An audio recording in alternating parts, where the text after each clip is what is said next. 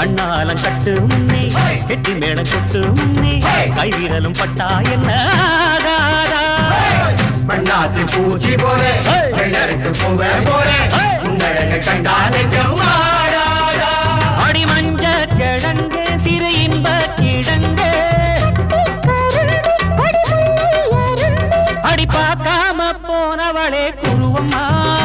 ஒரு பெண்ணென வந்தது பொண்ணுல பண்ணிய உருவமா